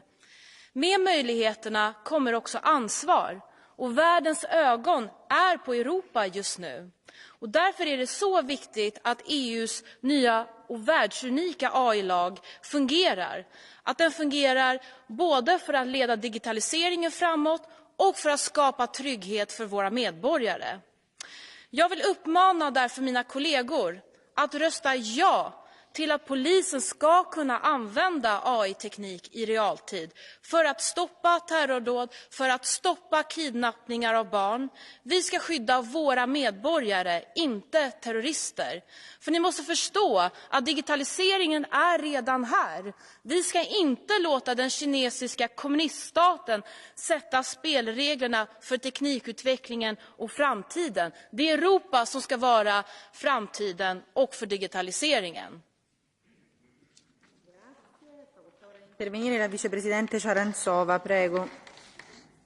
Thank you very much, Madam Commissioner. AI is a tool that will help millions of Europeans live better lives. It will help us cure cancer. It will help us solve problems quicker. And yes, it can help us fight crime like terrorism. I do not think AI is a risk, but a chance for a better future. It is true that AI is a tool that can be used for good or misused, but it is just a tool. Just because I can hit my finger with a hammer does not mean we should ban all of them and stop building houses. Just because I can hit my finger with a hammer doesn't mean that we should stop developing better and safer tools in the future. I agree, we need guidelines to make sure we use this tool wisely, but banning innovation goes far too far. No technology is without risk. We never would have developed electricity, cars or airplanes if we didn't take a risk. I believe AI, like with other technology, will make the future better, and I want it to develop in Europe. Thank you. Grazie. Ha facoltà ora di intervenire l'onorevole Kruk, prego. Pani Przewodnicząca, akt o sztucznej inteligencji to pierwsza tego typu regulacja na świecie. Naukowcy tymczasem od dłuższego czasu wskazują na zagrożenia, jakie sztuczna inteligencja ze sobą niesie. Ostrzegają, że wdrażane są coraz potężniejsze cyfrowe umysły, których nikt nie jest w stanie w pełni kontrolować, również ich twórcy. Opublikowany niedawno list otwarty z podpisami setek wybitnych badaczy sztucznej inteligencji i liderów w branży technologicznej mówi nawet, że systemy o inteligencji konkurencyjnej wobec człowieka stanowią głębokie ryzyko dla społeczeństwa i ludzkości. Zapisy rozporządzenia w sprawie sztucznej inteligencji mają właśnie zagwarantować bezpieczeństwo i podstawowe prawa obywateli. Zakazują użycia sztucznej inteligencji na przykład w systemach punktacji społecznej, identyfikacji biometrycznej czy w manipulacjach poprzez techniki podprogowe, czy pozwalających na predykcyjne działania policyjne. Wprowadzają wymóg transparentności, taki jak informacja, że dana treść została stworzona przez sztuczną inteligencję. Regulacje te są bardzo potrzebne. Miejmy nadzieję, że pojawią się podobne w innych częściach świata. Nie wolno ignorować zagrożenia. Nie możemy ryzykować utraty kontroli nad naszą cywilizacją. Dziękuję bardzo. Grazie. Facoltà di intervenire l'onorevole Giarrusso, prego. Presidente, colleghi, l'intelligenza artificiale è un'opportunità, l'ennesima che ci viene donata dal progresso tecnologico, ma al tempo stesso può diventare un rischio per le nostre comunità. Per questo l'intelligenza artificiale sviluppata e utilizzata in Europa deve essere antropocentrica e rispettare i diritti fondamentali e i valori dell'Unione sanciti dai trattati. Noi dobbiamo lavorare per sostenere l'innovazione e le imprese, ma aumentando la certezza del diritto in tutti gli Stati membri, rendendo chiara la regolamentazione del settore e facile per i privati e per le autorità pubbliche il rispetto dei nuovi obblighi. Dobbiamo indirizzare l'innovazione verso un miglioramento delle nostre vite, nel rispetto dei diritti, e per questo vedo con preoccupazione il diffondersi del riconoscimento facciale e di ogni altro strumento che possa essere usato a fini discriminatori. Ringrazio il relatore per il lavoro svolto passo in questa direzione e auspico che non si ceda alle sirene di chi vorrebbe una deregulation pericolosa, ma al contrario si crei insieme un mercato unico digitale integrato e un contesto legislativo che premi l'imprenditorialità e l'innovazione tutelando la sicurezza e i diritti nostri e delle prossime generazioni. Grazie. Grazie a lei. Ha facoltà ora di intervenire l'onorevole Arias Echeverría. Prego. Gracias, presidente. Señora vicepresidente, la llegada de Internet revolucionó nuestras vidas y conseguimos adaptarnos para sacar todo su potencial, no exento de riesgos. Hoy, con la llegada de la inteligencia artificial, ya estamos viendo cambios en nuestra vida cotidiana. No son pocos los retos que afrontamos, pero con la adopción de esta nueva ley avanzamos hacia una inteligencia artificial más responsable en base a los principios y valores europeos, el European Way, con la transparencia y la protección de la privacidad como pilares básicos. También posicionamos a la Unión Europea en el mundo en cuanto al desarrollo de la inteligencia artificial. Debemos seguir protegiendo y fomentando a nuestras pymes para que tengan la capacidad real de competir y posicionar así a la Unión Europea en la carrera digital global. Para que esta tecnología funcione, necesitamos generar confianza y, en este sentido, quiero destacar 3 retos que abordamos con esta ley: la transparencia, la protección de la privacidad y la competitividad. Ya conocemos las oportunidades y los riesgos. Solo con seguridad jurídica seremos capaces de adaptar todo el potencial de la inteligencia artificial en nuestras vidas y en nuestro beneficio. Muchas gracias. Lei ha facoltà di intervenire l'onorevole Farren. Prego. Madame la Présidente, Madame la Vice-Présidente, chers collègues, l'Union européenne va faire cette semaine une avancée majeure. Nous sommes en effet la première institution, le premier continent au monde à poser des règles pour l'intelligence artificielle. Ce texte est ambitieux, il est le fruit de 2 ans de travail de la Commission et du Parlement. Il a été remis sur le métier pour répondre au bouleversement de l'IA générative comme ChatGPT. Il va établir des responsabilités pour les concepteurs et fournisseurs en classifiant les risques, pour garantir à nos concitoyens des IA dignes de confiance qui respectent nos valeurs. C'est un début. Cette révolution doit nous amener à des réflexions quasi philosophiques sur l'avenir de notre civilisation. En tant qu'humaniste, je demande une IA toujours encadrée par l'intelligence humaine. Il faut former à la maîtrise de ces outils pour innover et pour transformer nos emplois et non les détruire. Et nous devons rapidement disposer d'un cadre pour la création culturelle qui s'appuie sur les acquis de la directive droit d'auteur et qui la complète, pour que la machine ne remplace jamais ce qu'il y a d'unique dans la sensibilité humaine et que les droits d'auteur soient préservés. Merci. Grazie a lei. Ha facoltà di intervenire l'onorevole Ressler. Prego. Hvala puno, potpredsjednice, povjerenice, kolegice i kolege. Kao središnja tehnologija industrijske revolucije, umjetna inteligencija nepojmljivom brzinom mijenja naše društvo i neće biti ljudske djelatnosti koja će ostati netaknuta.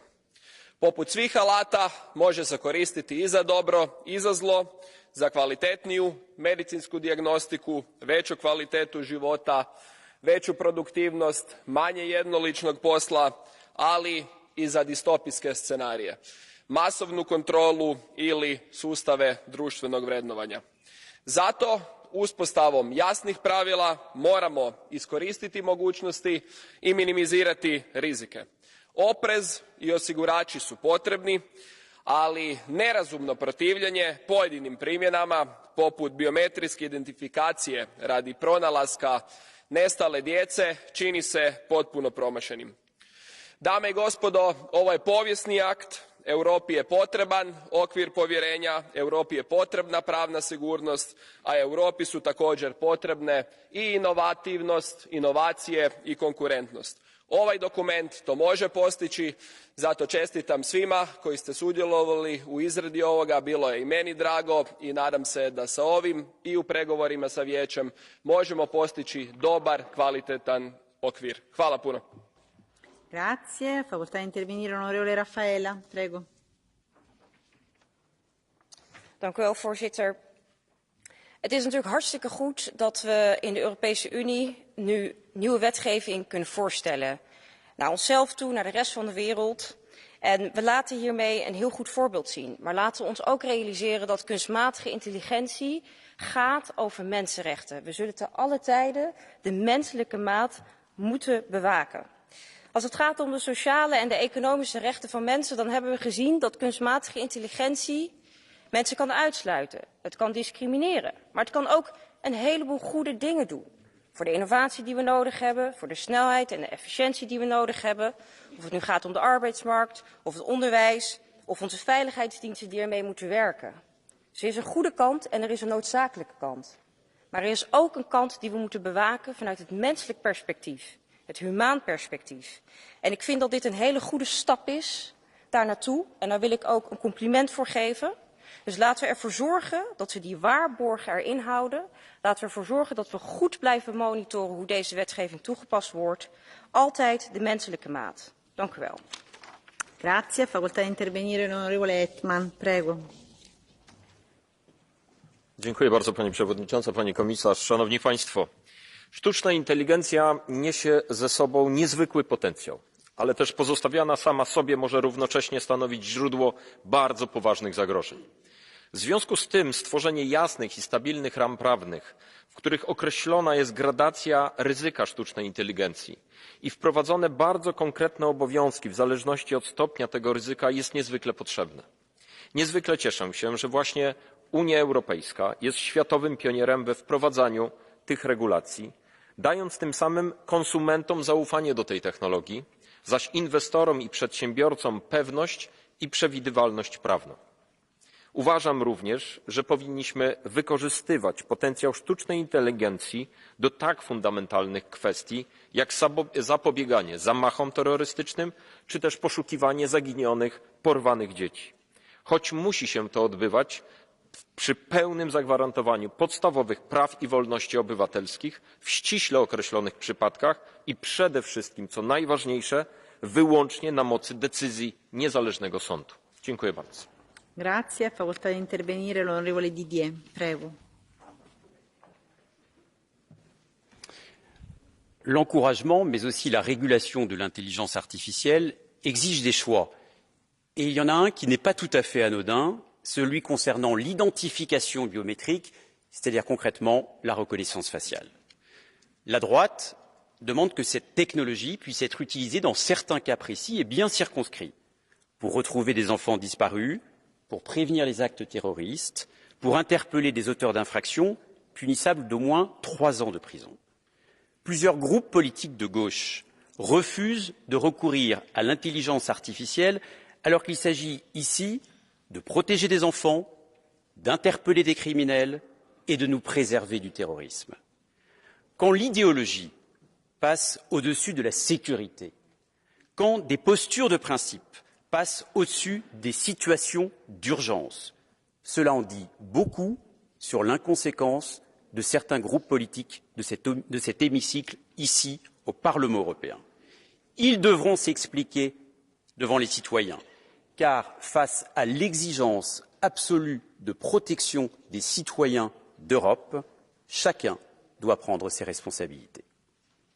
Grazie. C'è stata una richiesta di blue card da parte dell'onorevole Van Sparentak, ma ha già avuto la possibilità di intervenire precedentemente con un'altra blue card. Sapete che siamo in ritardo, quindi dobbiamo purtroppo procedere. Quindi ha facoltà di intervenire l'onorevole del Castillo Vera. Prego. Muchas gracias, presidenta, vicepresidenta. La inteligencia artificial es esencial para la innovación y el crecimiento, pero para su desarrollo hay un elemento fundamental del que se ha hablado mucho hoy aquí, la confianza. Si las personas desconfían de su uso, no va a poder desplegar todo su potencial. Debatimos hoy la primera legislación europea en materia de inteligencia artificial, una legislación que deberá garantizar aspectos de naturaleza ética, responsabilidad legal y transparencia, como el derecho a ser informado cuando sea un sistema de alto riesgo el que tome la decisión, o el derecho a solicitar una reparación colectiva. Es crucial también garantizar la seguridad. Por eso, esta legislación debe contar con instrumentos eficientes para, por ejemplo, prevenir un atentado terrorista, buscar personas desaparecidas y, en especial, poder actuar en todo aquello que afecte a la vida de los niños. En todos estos casos debe haber una autorización judicial y una definición temporal de la aplicación. Europa se caracteriza por el valor central que tienen los derechos fundamentales de las personas y ese es precisamente el fundamento de esta regulación sobre inteligencia artificial. Muchas gracias. Grazie, facoltà di intervenire l'onorevole Winzing, prego. Sehr geehrte Frau Präsidentin, Frau Kommissarin, geschätzte Kolleginnen und Kollegen! Im vergangenen Jahr wurde der Umsatz im Bereich künstlicher Intelligenz auf 433 Milliarden US-Dollar geschätzt. KI hat nicht nur in der Wirtschaft, sondern schon längst im Privatleben Einzug gefunden. Diese Entwicklungen bergen große Chancen, aber auch Risiken, die wir beherrschen müssen und in einer Demokratie auch beherrschen können. Wichtig ist mir natürlich Rechtssicherheit für Entwickler und Unternehmer.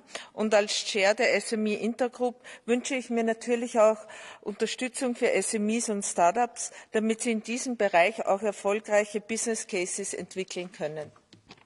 Grazie, passiamo ora al catch the eye. Allora, dico da subito che non sarà possibile dare la parola a tutti quelli che hanno fatto richiesta perché abbiamo credo 11 richieste di catch the eye e siamo davvero molto in ritardo. Comincerei con l'onorevole Schittedal perché aveva fatto richiesta anche di blue card che non le era stata concessa, quindi prego. Tack så mycket, fru talman. Utvecklingen av artificiell intelligens innebär både fantastiska möjligheter men också svåra utmaningar. Och därför så behöver vi ha klok lagstiftning på EU-nivå som gör att vi kan ta tillvara på möjligheterna. Men det är inte klok lagstiftning att förhindra möjligheten av att använda AI för att öka säkerheten i Europa. Där vänstern i Europaparlamentet aktivt vill förhindra att använda AI under till exempel pågående terrorbrott eller under tiden ett barn kidnappas. Det är tydligt att AI här har potentialen att rädda liv. Och det är möjligheter som vi vill kunna använda. Därtill så vill vänstern också stoppa möjligheten att använda det här för att öka gränsbevakningen och se till att vi kan kontrollera migrationen till Europa bättre.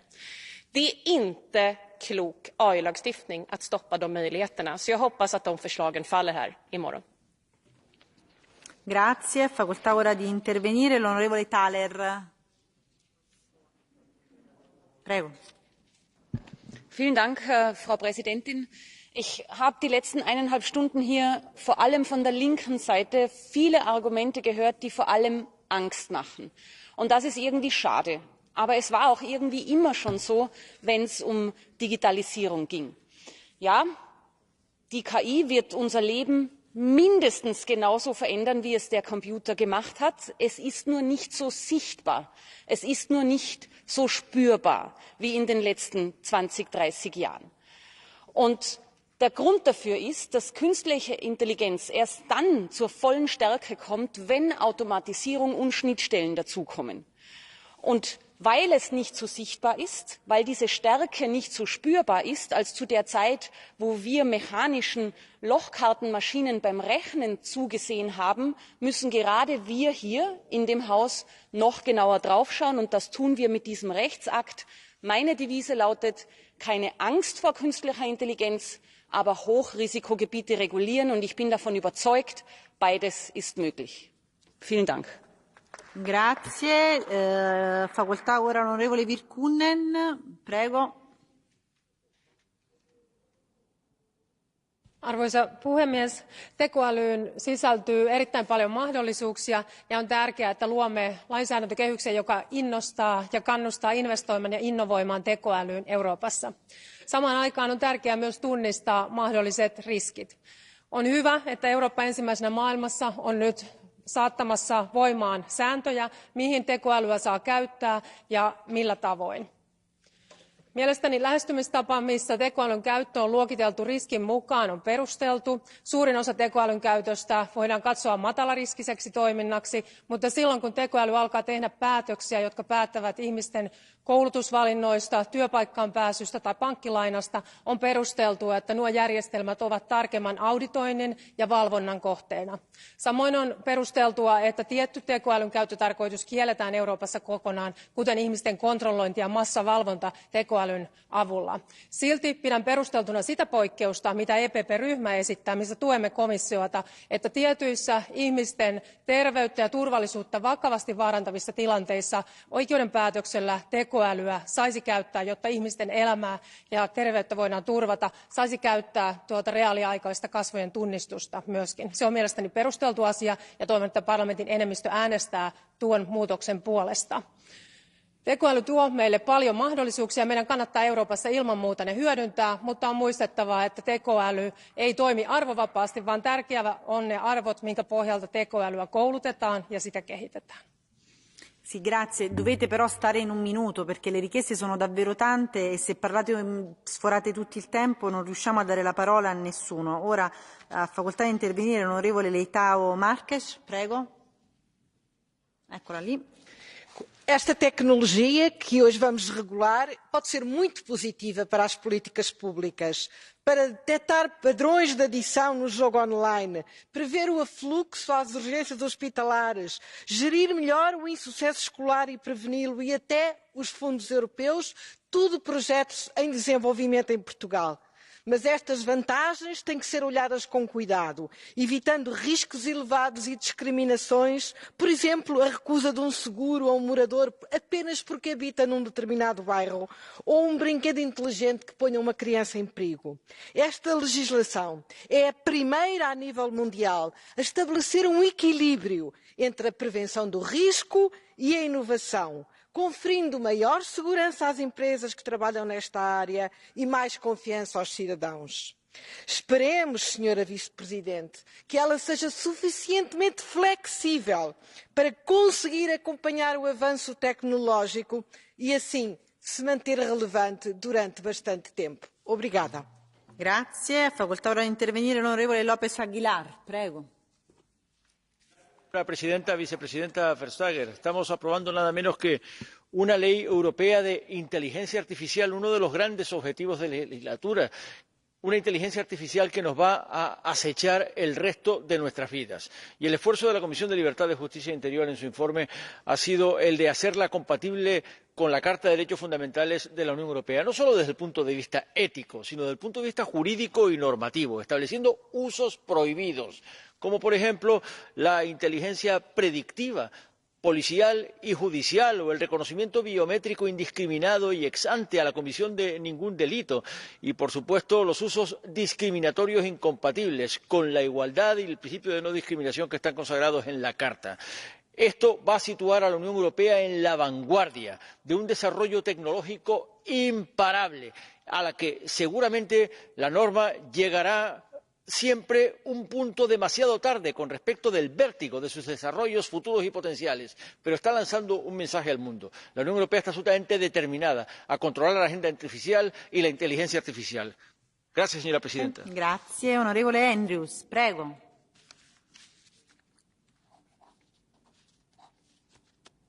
Thank you, Chair.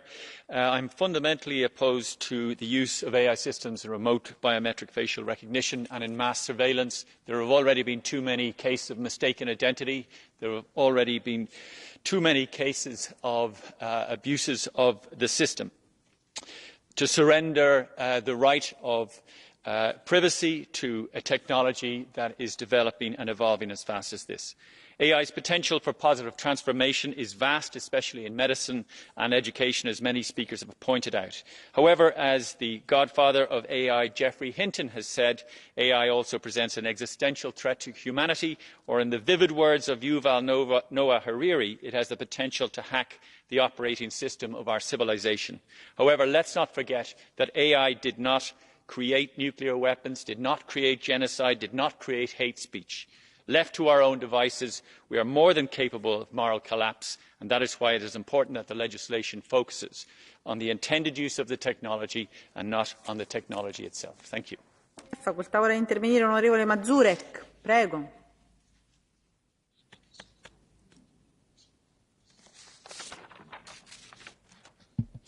Pani Przewodnicząca, Szanowni Państwo! Jesteśmy świadkami zjawiska prawdziwej rewolucji. XXI wiek jest bez wątpienia wiekiem danych. Sztuczna inteligencja jest już częścią naszego codziennego życia, ale ma dużo większe możliwości niż to, co zobaczyliśmy dotychczas. Poza korzyściami technologia niesie ze sobą też zagrożenia, które powinniśmy minimalizować, wprowadzając skuteczne ramy legislacyjne gwarantujące bezpieczeństwo i ochronę praw podstawowych obywateli, a jednocześnie takie, które nie zahamują jej rozwoju. W przeciwnym bowiem przypadku zostaniemy w tyle światowego wyścigu innowacji. Sztuczna inteligencja to również szansa na skok rozwojowy dla polskich firm i polskiej gospodarki, ponieważ znacznie łatwiej jest budować swoją pozycję w nowej, dopiero co rodzącej się branży. Dlatego wierzę, że staniemy się państwem twórców i kreatorów nowych rozwiązań w zakresie właśnie sztucznej inteligencji. Jeżeli Unia Europejska ma zostać liderem w dziedzinie tego, o czym mówimy, a więc sztucznej inteligencji, musi wykorzystać swoje mocne strony i wesprzeć rozwój bezpiecznej i nowoczesnej sztucznej inteligencji opracowanej tu u nas w Europie. Dziękuję. Ora facoltà di intervenire l'onorevole Deli. Prego. Grazie, Presidente. AI is being sold to us as the latest in a series of groundbreaking technological leaps. It'll make our lives easier. It'll make the world a better place. Well, don't believe the hype. Like so much before it, AI will be used for surveillance and control. It won't give us a 4-day working week or longer summer holidays. It won't solve the climate crisis or redistribute wealth. It won't make public services better or policing more effective. It'll be just more of the same, but faster, and probably much worse. That judicial systems around the world are exploring using AI in judicial decision making should scare the hell out of us. That Ukraine is being held up as a living lab for AI warfare is frightening. We should be approaching this subject cautiously, like every new technology. Instead, we're far too quick to follow industry. Governments across Europe are chomping at the bit to use facial recognition. To hell with people's rights. The Irish government, you have MEPs who are in that, coming in here saying they disagree with it, but they're moving legislation before a possible EU ban. The EPP should be ashamed of themselves for reneging on the hard hours of negotiation at committee. Ora facoltà di replicare a nome della Commissione la vicepresidente esecutiva Vestager. Prego.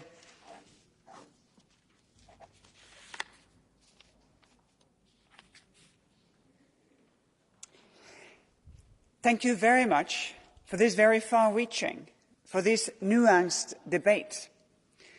I hope that it will pave the way for a good vote tomorrow, for a strong Parliament mandate, so that we can get at it. Many, many speakers today have touched upon the fact that Europe is the first to move on legislation, on binding obligation, on enforcement.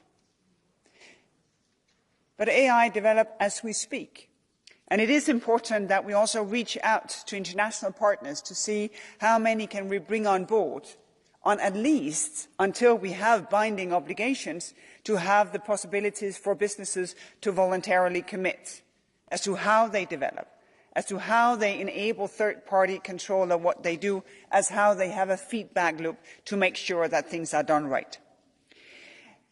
Nothing has the right to impede on the Parliament position on the trialogues that we will start, and nothing does that. So I think all the many different approaches to making the world a safe space where innovative, strong technology will serve the humans is absolutely crucial. Eventually, of course, we also need a UN, a United Nations response to this.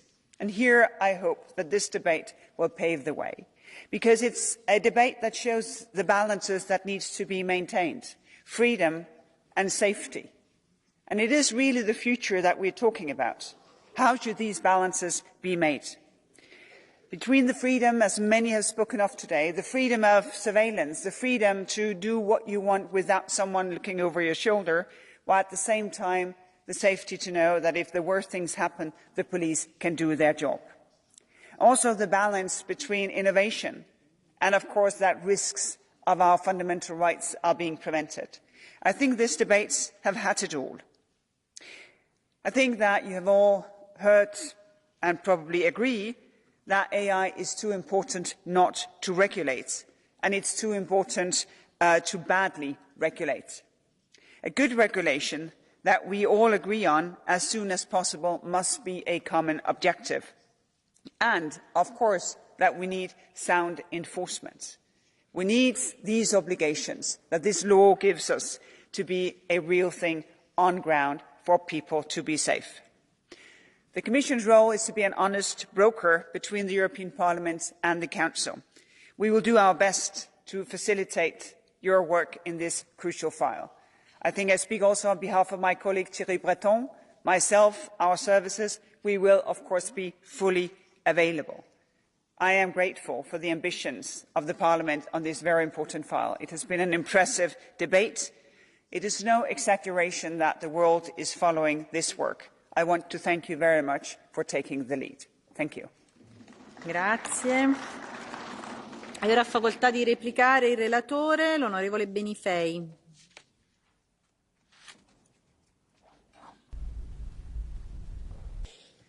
Thank you, Vice President. Thank you, all the colleagues, for the debate. Thanks to my co-rapporteur, Dragos Tudorache, and all the shadow rapporteurs for this great work, and also the contribution to this discussion that has been showing also the different angles to which we can look at the topic. I think it emerged very clearly that we need to work very strongly on some innovations that came after we have been starting this work. We started doing it with generative AI, with our proposal on general purpose AI, and this will be crucial that we maintain this ambition when we negotiate with the Council on these topics that are, we can say, on the forefront of the work. We need to defend our approach that strengthens fundamental rights, that has been clear, for example, with the fundamental rights impact assessment, but also I think it's important that we put value to our effort to strengthen innovation, to support startups with the work on the sandboxes. I think we did a thorough job on this, and I think it's important to clarify that, as was said earlier by the Commissioner, on that when the worst happens, we can act. This is something we all agree on, and we know that with this text, with the text that came out of the committee, with the usage of non-real-time biometric identification in cases that are to pursue crimes that have been already committed, and with the control of a judge, we can pursue this balance. I wanted to specify this because I heard many colleagues speaking on this topic, but I think it's important to clarify that the existing text is already very advanced and clear, and that's also why I think we should keep the text that we voted in the committee. We are ready to work for the upcoming trilogues. Thank you for all the work and for the efforts to put this chamber, this parliament, at the centre of the effort to build a human-centric AI, not just for us, but for the whole world. Thank you very much. Grazie a lei, onorevole Benifei. Ora facoltà di replica l'onorevole Tudorache. Prego.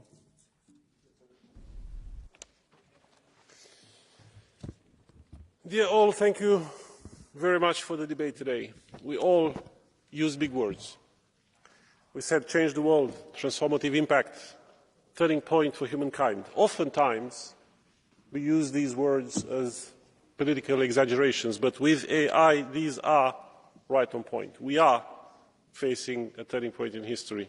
Many may not see it yet, and we needed a small demonstration provided by a powerful chatbot over the past months to alert leaders and policymakers around the world. But we, here in the EU, we are doing something about it. We are taking up our responsibility as lawmakers to protect our society from potential harm and give our economies a clear direction as to how AI can be used for good. Of that, we can all be proud. Two last points that I consider important. First, as also Executive Vice President Vestager said, is global convergence. As we vote to negotiate these rules, we must look also outward and invest politically in the effort of a global framework for addressing the benefits and risks of AI. Brussels effect is one thing, and our rules will inevitably be a model for other jurisdictions, but we must work with a sense of shared responsibility and interest with all our like-minded partners to achieve the geopolitical objective of having AI alignment. And second, the AI revolution must leave no one behind. We must push our governments to engage citizens to explain what is coming, to rethink education and reskilling of our workforce to face confidently the transformation around them. Otherwise, all good intentions may go to waste. So in the end, I make this plea in front of you. Vote tomorrow with this sense of responsibility and with the satisfaction that we are on the right side of history. Thank you. Grazie a lei. E allora la discussione è chiusa. Io ringrazio tutti gli interventi. La votazione si svolgerà domani. Passiamo ora alla dichiarazione della Commissione sull'istituzione di un organismo etico dell'Unione Europea. Diamo il tempo alla commissaria di sistemarsi e quando è pronta ha facoltà di intervenire a nome della